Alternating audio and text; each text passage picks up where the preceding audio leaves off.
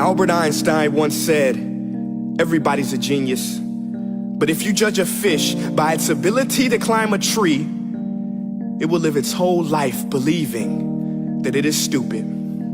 Ladies and gentlemen of the jury, today on trial we have modern day schooling. Glad you could come. Not only does he make fish climb trees, but also makes them climb down and do a 10-mile run. Tell me, school, are you proud of the things you've done? Turning millions of people into robots, do you find that fun? Do you realize how many kids relate to that fish swimming upstream in class, never finding their gifts, thinking they are stupid, believing they are useless? Well, the time has come, no more excuses. I call school to the stand and accuse him of killing creativity, individuality, and being intellectually abusive. He's an ancient institution that has outlived his usage. So, Your Honor, this concludes my opening statement, and if I may present the evidence of my case, I will prove it.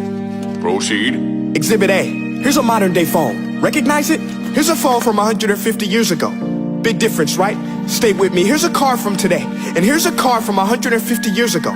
Big difference, right? Well, get this. Here's a classroom of today, and here's a class we used 150 years ago. Now ain't that a shame? In literally more than a century, nothing has changed.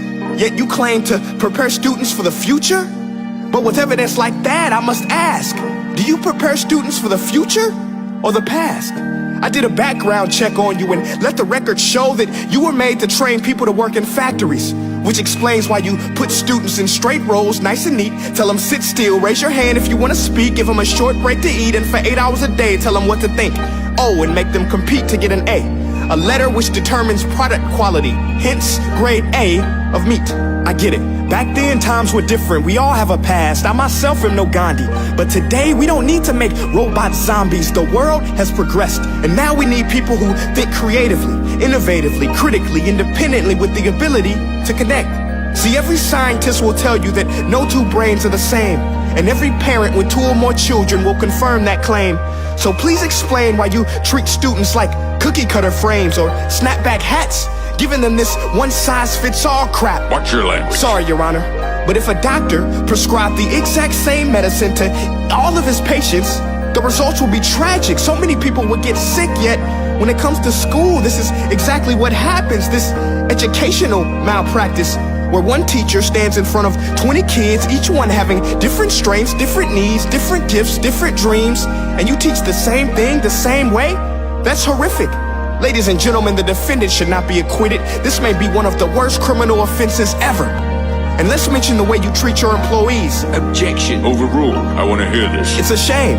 I mean, teachers have the most important job on the planet, yet they're underpaid?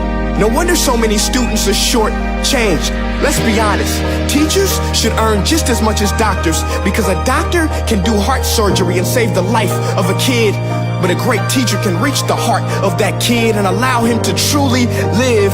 See, teachers are heroes that often get blamed, but they're not the problem. They work in a system without many options or rights. Curriculums are created by policymakers, most of which have never taught a day in their life. Just obsessed with standardized tests. They think bubbling in a multiple choice question will determine success. That's outlandish. In fact, these tests are too crude to be used and should be abandoned, but don't take my word for it. Take Frederick J. Kelly, the man who invented standardized testing, who said, and I quote, "These tests are too crude to be used and should be abandoned." Ladies and gentlemen of the jury, if we continue down this road, the results will be lethal. I don't have much faith in school, but I do have faith in people. And if we can customize healthcare, cars, and Facebook pages, then it is our duty to do the same for education, to upgrade it, change it, do away with school spirit, because that's useless unless we're working to bring the spirit out of each and every student. Let's give every gift an equal chance. I know this sounds like a dream, but countries like Finland are doing impressive things. They have shorter school days, teachers make a decent wage, homework is non-existent, and they focus on collaboration instead of competition. But here's the kicker, boys and girls. Their educational system outperforms every other country in the world. Other places like Singapore are succeeding rapidly. Schools like Montessori, programs like Khan Academy, there is no single solution. But let's get moving, because while students may be 20% of our population, they are 100% of our future. So let's attend to their dreams and there's no telling what we can achieve. This is a world in which I believe, a world where fish are no longer forced to climb trees. I'll rest my case.